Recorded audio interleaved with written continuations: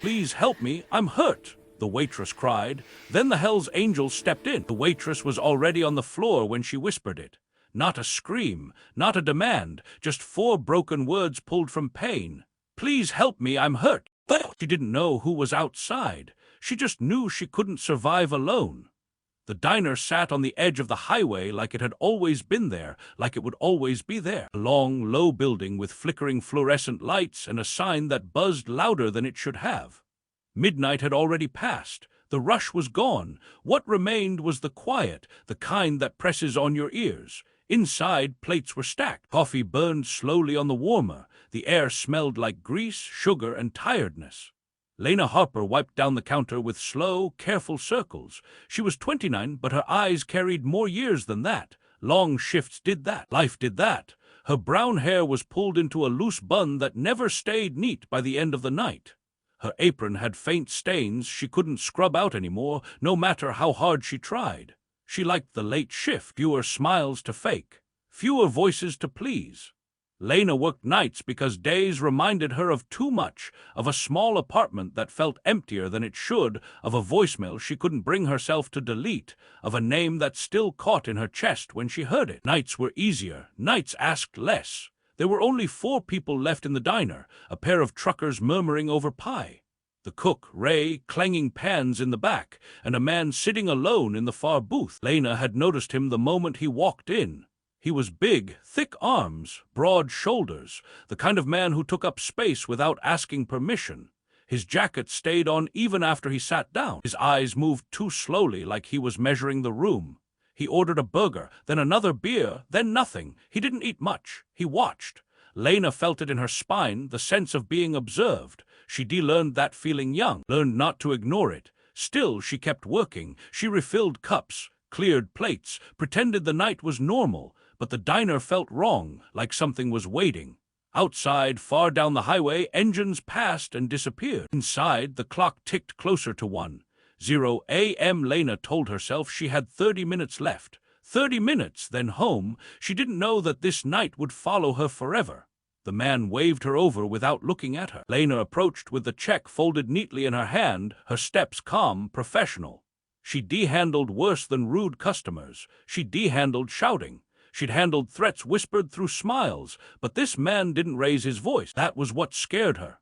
"You took long enough," he said, finally lifting his eyes. They were flat, cold, like nothing touched them. "I'm sorry," Lena replied, placing the check at the edge of the table. "Whenever you're ready." He didn't reach for it. Instead, he leaned back, the vinyl seat groaning under his weight. He looked her up and down slowly, not hungry, not impressed, judging. "This place is a joke," he said. "Food's trash, service is worse." Lena nodded once. "I can take something off your bill." He smiled then, not kind, not amused. "No," he said quietly, "I don't want a discount." Silence stretched. Ray's spatula scraped loudly in the kitchen. One of the truckers glanced over, then quickly looked away.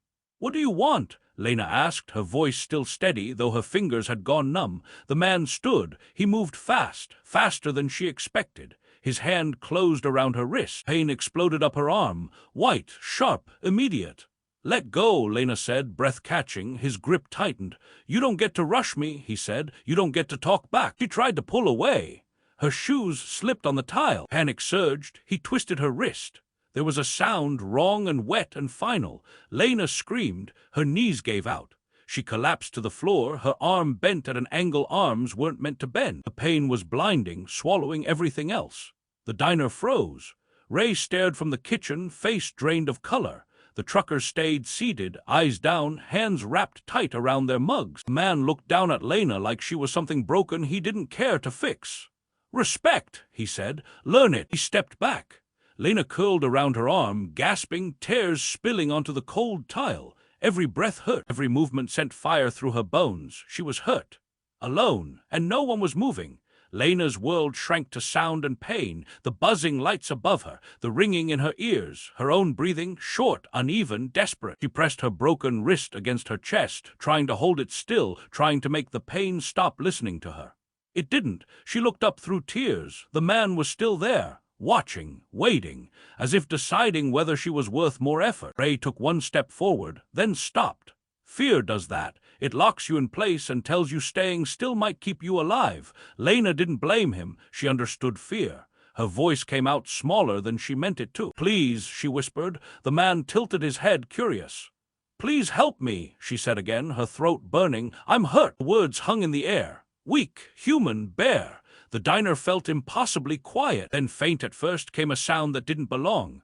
A low rumble, distant, rolling. The man frowned, distracted. The rumble grew louder, deeper, not one engine, many. It vibrated through the floor, through the walls, through Lena's chest. The truckers looked up now. The sound swelled into thunder, filling the parking lot, swallowing the silence whole. Headlights flashed through the windows in sweeping arcs. Shadows moved across the walls like something massive circling. Then, sudden silence. Engines cut off almost at once. The absence of sound felt heavier than the noise had. The diner's front door creaked open. Cold night air rushed in. Boots hit the floor. One pair, then another, then more. Leather, heavy steps, purposeful. Lena barely lifted her head, her vision blurred. She saw shapes first. Tall ones, broad ones. Black vests stitched with patches she recognized even through pain and tears. A winged skull, Hell's Angels. The man near her stiffened, just slightly. Enough, the room changed. The balance shifted. No one spoke. The angels stood there, taking in the scene, the waitress on the floor, the broken arm, the fear hanging thick in the air. One of them stepped forward. Slow, calm, and Lena knew, before he said a word, that the night was no longer under the wrong man's control. The man who stepped forward was older than the others. Gray threaded through his beard. His face was carved with years of road and weather. His vest carried more patches, more history. He didn't raise his voice. He didn't rush. He simply looked at Lena first, then at the man who hurt her. "What happened here?" he asked. The question wasn't loud, but it filled the room. The man scoffed. "Not your business." The angel nodded once slowly, as if considering that answer. Then he looked back at Lena. "You okay?" he asked her. She shook her head. Tears slid sideways into her hair. "My arm," she whispered. "He broke it." The angel exhaled through his nose. Not anger, not yet. He turned back to the man. "You hurt her," he said. The man squared his shoulders, tried to stand taller. She mouthed off. For a moment, no one moved. Then another angel stepped forward, and another. They didn't surround him. They didn't need to. Presence did the work. The leader spoke again. "You're gonna leave." The man laughed, sharp and brittle. "Or what?" Silence answered first. Then the leader said, "Or this gets worse." The man looked around, finally understanding the math of the room. The truckers were standing now. Ray had moved closer to Lena, blocking her with his body. The man's confidence cracked. He backed up a step, then another. "You think you're heroes?" He spat. The leader didn't respond. He just watched until the man turned and fled out the door, swallowed by the night. Only then did the angel kneel beside Lena. He took off his gloves. His hands were steady. "We've got you," he said softly. Someone called for an ambulance. Someone draped a jacket over her shoulders. Lena stared at the ceiling lights, tears still falling, pain still roaring, but something else was there now. Relief. She wasn't invisible. She wasn't alone. And for the first time that night, she believed she would be okay. The ambulance lights painted the diner walls in slow flashes of red and white. The sound of the siren faded into the distance, leaving behind a strange quiet, different from before. This quiet felt earned. Lena lay on the stretcher, her arm carefully secured, wrapped tight and heavy against her chest. Every bump sent a dull ache through her bones, but it was no longer blinding. Pain had edges now. It could be measured. The angel with the gray beard walked beside her as they rolled her out. "You don't have to stay," Lena said weakly, not sure why the words mattered to her. You didn't do this." He gave a small smile. "Nah," he said, "but we saw it." That seemed to be explanation enough. Outside, the night air was cool, smelling of asphalt and fuel. Rows of motorcycles stood in the lot like watchful animals at rest. Chrome caught the diner lights. Leather creaked as men shifted their weight, speaking quietly among themselves. One of the EMTs glanced at the group, then back at Lena. "You know them?" he asked. She shook her head. "No," but somehow it felt like a lie. Not because she knew their names, but because they had chosen her. As the ambulance doors closed, Lena caught one last glimpse of the diner. Ray stood in the doorway, hands shaking. One of the angels had a hand on his shoulder, grounding him. The doors shut.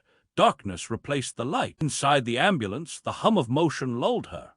The EMT adjusted her IV and spoke gently, explaining things Lena barely registered. Her mind drifted. She thought about how quickly the room had changed, how fear had ruled everything until it didn't. "Why did they help?" she asked suddenly, her voice small. The EMT shrugged. "Some people don't like bullies," he said. "Some people have lines." Lena stared at the ceiling. She had spent so long believing the world only noticed loud people, strong people, cruel people. Tonight proved her wrong. Sometimes the strongest thing was simply showing up. The hospital room was quiet except for the steady beep of a monitor and the distant murmur of voices in the hall. The walls were pale blue, too clean, too still. Lena sat upright in bed, her arms suspended in a sling wrapped thick in white. It felt foreign, heavy, like it belonged to someone else. The doctor had been kind, the break was clean, surgery wasn't needed, time would do the rest. Time always did. She stared at the window. Night pressed against the glass, reflecting her own tired face back at her. Bruised, pale, awake. A nurse came in softly, checking vitals, adjusting the blanket. "You had visitors," she said. "They stepped out." Before Lena could ask who, there was a knock. The gray-bearded angel stood in the doorway, hat in his hands. "Hope this is okay," he said. "Didn't want to scare you." She shook her head quickly. "No, I'm glad." He stepped inside. The room seemed smaller with him in it, but safer too. "I'm Mark," he said. "We were passing through, stopped for coffee." Lena smiled faintly. "Worst timing." He shrugged. "Best, maybe." They sat in silence for a moment. "Not awkward, just human. I thought no one would help," Lena said quietly. "I've seen people look away before." Mark nodded. "Yeah, happens." "Why didn't you?" she asked. He looked down at his hands. "Because someone once didn't help my sister," he said. "And I couldn't fix that." The words landed gently, but they carried weight. "I'm sorry," Lena whispered. He nodded once. "Me too." They talked a little more. About the road, about the diner, about nothing important. Before he stood to leave, Mark paused. "You didn't do anything wrong," he said. "Not a thing." After he left, Lena lay back and closed her eyes. For the first time since the pain began, sleep came. Healing didn't arrive all at once. It came in fragments, slow mornings, stiff fingers, nights when pain woke her before dawn. Lena moved back into her apartment carefully, relearning small things. How to button a shirt one-handed, how to carry a mug without spilling. The diner gave her time off. Ray called every day. Emily sent messages filled with heart emojis and shaky encouragement. But fear lingered. Loud voices made her flinch. Sudden movements tightened her chest. She replayed the moment over and over, the grip, the crack, the helplessness. Some nights she sat on the floor and cried for reasons she couldn't explain. Other nights she remembered the sound of engines, the way the room had changed. Strength, she realized, wasn't loud either. A week later, a card arrived. No return address, just a simple note inside. "You're not alone. Keep going." No signature. Lena pressed it to her chest. When she returned to the diner, the first shift back felt heavier than any tray she'd ever carried. The lights buzzed, the door creaked, her heart raced. Then a biker helmet appeared on the counter. Mark stood there, smiling softly, coffee in hand. "Just passing through," he said. She laughed, tears threatening. "You drink diner coffee?" "Only the good stuff," he replied. They didn't talk much. They didn't need to. Some wounds needed silence. Some needed witnesses. Lena served tables again that night. Her arm still hurt, but she stood. Months passed. The sling came off. Strength returned slowly, stubbornly. Lena stopped counting how many days it had been since the night that changed everything. Instead, she marked time differently, by the way she spoke up now, by the way she watched out for others, by the way fear no longer decided her silence. The diner stayed the same lights, same hum, same smell of coffee and grease, but Lena wasn't. One late night, a young waitress froze behind the counter as a customer raised his voice. Lena stepped in without thinking. "Sir," she said calmly, firmly, "that's enough." The man backed down. After her shift, Lena stood outside under the buzzing sign. The highway whispered nearby. She thought about the people who pass through our lives for only a moment and leave something behind forever. Kindness, courage, proof. Some people see monsters when they look at bikers in leather. She had seen protectors, humans with scars and stories and lines they would not let anyone cross. Lena touched her wrist where the ache had faded into memory. She wasn't defined by what broke her. She was defined by what stood up when she couldn't. And somewhere on the road, engines rolled on, carrying that truth forward. The man didn't disappear after that night. Lena learned this slowly through fragments. A police officer stopped by the diner weeks later asking careful questions. A name had surfaced. A record followed it, bar fights, restraining orders, things that never quite stuck. "Sometimes people run long enough to think they're invisible," the officer said gently. Lena nodded, her hands wrapped around a mug she hadn't touched. She didn't feel angry the way she thought she should. Mostly, she felt tired, like fear had drained something from her that rage couldn't refill. "He won't come back here," the officer added. "Not after witnesses, not after reports." But after witnesses. That word mattered. The night replayed again, but differently now. She no longer saw only the floor or the pane. She saw Ray stepping forward, the truckers standing up, the door opening, the shift. Evil had lost momentum the moment people stopped being silent.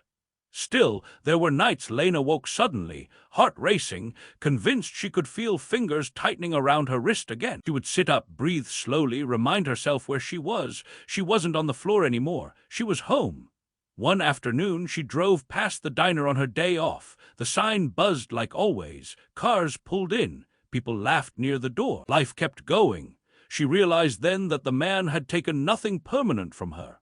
Pain, yes, fear for a time, but not her voice, not her ability to care, not her belief that help could come from unexpected places. Somewhere out there, he was still running. She was no longer afraid of him. That felt like justice enough. Autumn arrived quietly.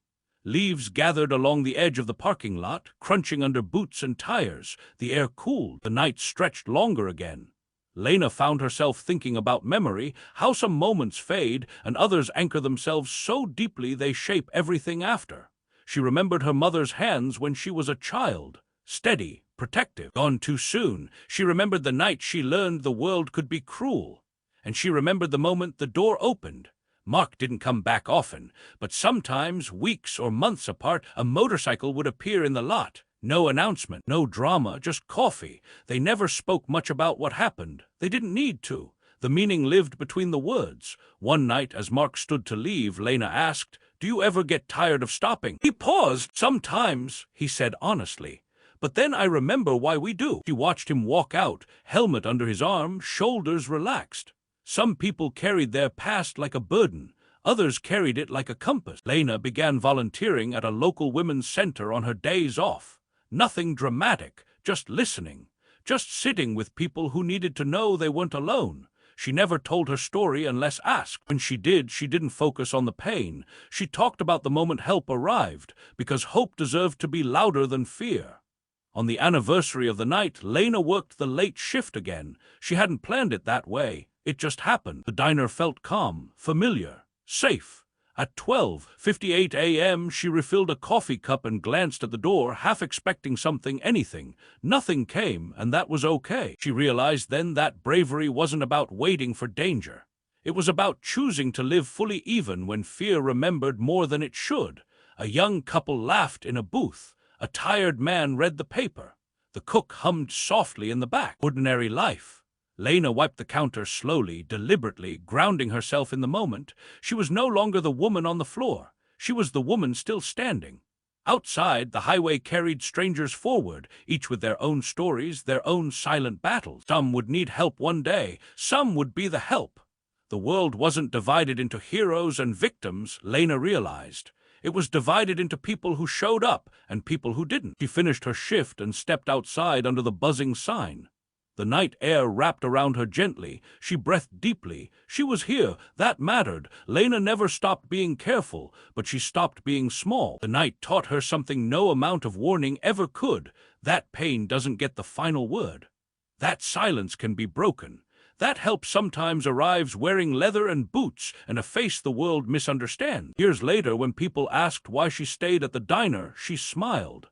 "Because this place reminds me," she said, "of who I am." The diner wasn't just a job. It was a reminder that ordinary spaces could hold extraordinary moments. That courage could arrive uninvited. That kindness didn't always look gentle, but it was real all the same. Some nights when the highway hummed just right, Lena swore she could hear engines in the distance. Not close, not loud, just enough to remind her. She turned off the lights at the end of her shift, the room settling into quiet, the same quiet as before but changed, because she was changed. And because once, when she whispered for help, the world answered. Time has a way of softening sharp edges without erasing them. Years later, Lena could still feel it sometimes, not the pain, but the memory of it. Like a shadow that no longer frightened her, only reminded her where she had been. She had moved to a slightly bigger apartment. Nothing fancy, just more light in the mornings. A plant by the window she somehow kept alive. Small signs of growth. Her wrist worked fine now.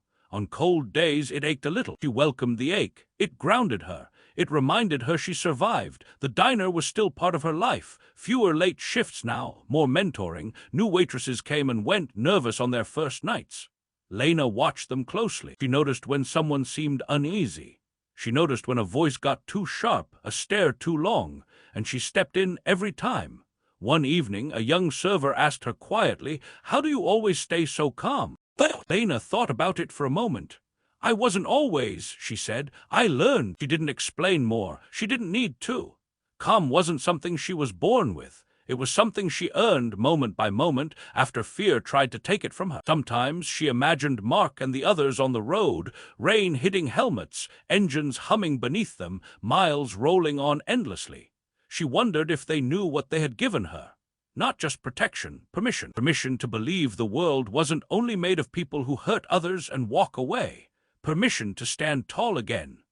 Late one night, after closing, Lena locked the door and stood alone under the diner's flickering sign. The highway stretched out before her, endless and alive. She smiled softly. Strength, she realized, wasn't loud. It stayed. People passed through the diner every day without knowing its history. Families on road trips, students heading somewhere new, drivers stopping just long enough for coffee and warmth. To them, it was just a building. To Lena, it was a place where the world had split open and shown her something true. She learned that extraordinary moments don't announce themselves. They don't come with music or warning. They arrive quietly, disguised as ordinary nights. She learned that help doesn't always look the way movies say it should. Sometimes it's rough-edged, sometimes it's silent, sometimes it's simply presence, and sometimes it's enough. On one quiet shift, a woman came in with tired eyes and shaking hands. She ordered coffee and stared at it like she wasn't sure she deserved warmth. Lena served her gently, listened, didn't rush. When the woman left, she paused at the door and said, "Thank you, you didn't treat me like I was invisible." Lena watched her go, chest tightening just a little. The world keeps breaking people, she thought, but it also keeps putting people back together. She wiped down the counter slowly, the same motion she'd done 1,000 times before, the same motion she'd been doing the night everything changed. Different hands now, different heart. Outside, the sky deepened into blue-black. The highway lights blinked on one by one. Somewhere out there, another ordinary place waited to become something more, and someone would need help. Lena hoped they wouldn't be alone. Lena never heard from Mark again, not directly, but she didn't need to. Years after the night, she stood at a roadside stop in another town, another state, during a short vacation. She was just a customer this time, just passing through. A waitress nearby dropped a tray. Plates shattered. Her face flushed red with embarrassment and fear.